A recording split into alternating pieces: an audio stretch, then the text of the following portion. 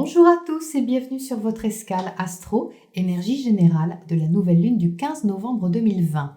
Voilà une lunaison qui devrait nous aider dans nos transitions, quelles qu'elles soient. C'est un nouveau cycle qui prend appui en Scorpion et en maison 1 à l'heure exacte de la conjonction Lune-Soleil. On se trouve donc dans un nouveau départ intense, sûrement dans une remise en question personnelle qui, si elle n'est pas facile, est tout de même positive et soutenue par des planètes importantes. Pourquoi pas facile? Eh bien parce que le Scorpion est une énergie qui demande d'aller au fond des choses, de mourir à quelque chose pour renaître à autre chose. Même si cette renaissance est choisie, on a toujours quelque part un deuil à faire, ce qui donne de la profondeur et de l'intensité à ce qui justement renaît. La nouvelle lune n'a que des aspects favorables, elle est en trigone à Neptune et en sextile aux 3 planètes en Capricorne, Jupiter, Pluton et Saturne. Que nous dit le trigone à Neptune pour commencer?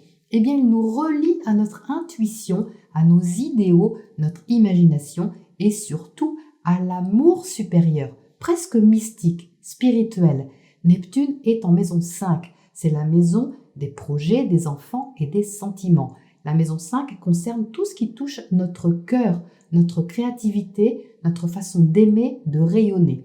On peut donc se trouver vraiment inspiré, divinement inspiré par un projet, une personne ou une création. On va donc pouvoir contacter cette partie de nous qui nous relie à une immensité dont on ne peut pas voir les contours tellement c'est vaste. On pourrait se méfier de Neptune qui a parfois un côté nébuleux et trompeur. On pourrait se laisser éblouir, aveugler. Eh bien non, parce que la nouvelle lune est en sextile aux planètes en Capricorne, donc des énergies qui vont nous aider à garder les pieds sur terre et à ancrer nos rêves dans la réalité. Elles sont en maison 3, ces planètes en Capricorne, donc elles nous disent que pour construire durablement notre renaissance, il nous faut communiquer, échanger, nous ouvrir. Apprendre peut-être, apprendre à penser différemment, à communiquer différemment, apprendre à se transformer, à aller chercher nos ressources intérieures immensément riches, apprendre à libérer nos angoisses, à exprimer ce qu'on a dans le ventre avec confiance, avec sérieux, avec maturité. Mercure, planète de la réflexion et de la communication, est aussi en Scorpion en maison 1, tout proche de l'ascendant de cette nouvelle lune. Il a beau avoir le goût du secret dans ce signe, ce qui est demandé ici, c'est de se lancer dans l'expression de quelque chose, surtout l'expression de soi, vrai, authentique, et de se libérer face à l'autre, car Mercure est en opposition à Uranus, planète de l'indépendance et de la liberté. Uranus, c'est un peu le supérieur hiérarchique de Mercure. Mercure réfléchit, Uranus éveille. Mercure comprend, Uranus voit plus loin. Il veut libérer le génie, l'audace, l'esprit visionnaire, quitte à déstabiliser nos repères et nos croyances. On a l'occasion ici de réveiller notre façon de penser et de nous exprimer. Une occasion forte qui peut être libératrice et novatrice selon les prises de conscience faites pendant la rétrogradation du mois dernier. Vénus, planète de l'amour, se trouve en Balance, en secteur 12. On a envie d'harmonie, de relations agréables et de douceur.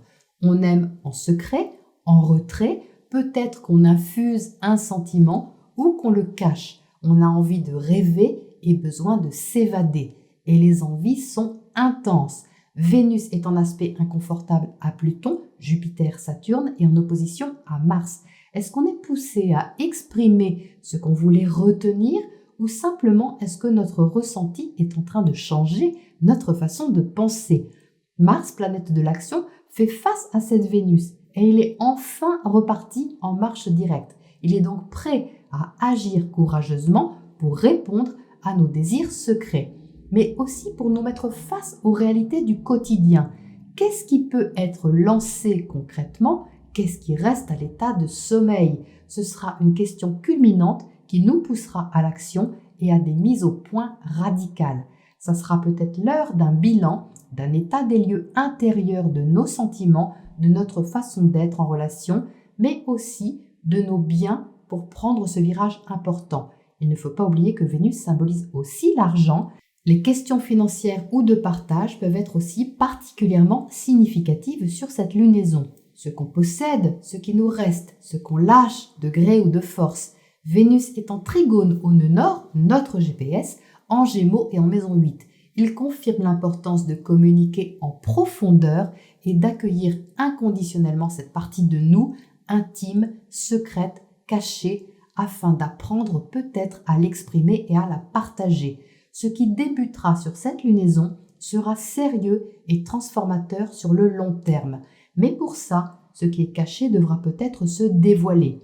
Une page importante doit se tourner et c'est notre véritable nature qui doit émerger et renaître, quitte à faire ce bilan lucide sur nos sentiments, nos valeurs, nos attachements et surtout sur nous-mêmes. Je vous souhaite à tous une belle naissance ou renaissance et je vous retrouve très bientôt pour vos guidances par signe.